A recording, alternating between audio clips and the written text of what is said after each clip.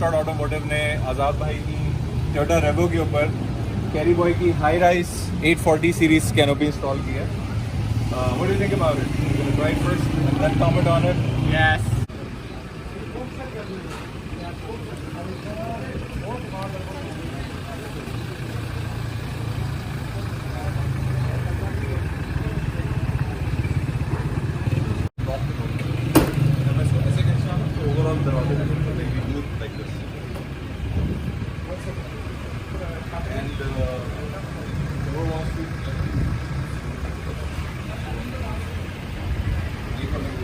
Assalamualaikum. Today, FOXTROT Automotive has installed a high-rise canopy on Azad Bhai's Toyota Revo, as you can see at the back.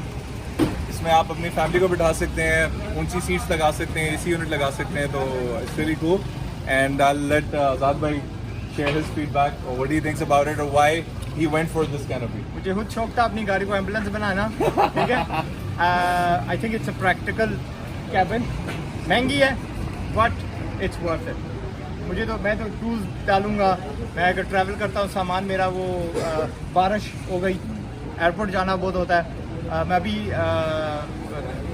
Sialkot airport से उड़ के आया, ठीक है, रात को गया। By the time I reach मेरे सारे बक्से धूलो धूल हुए, तो ये बचाएगी इंशाल्लाह।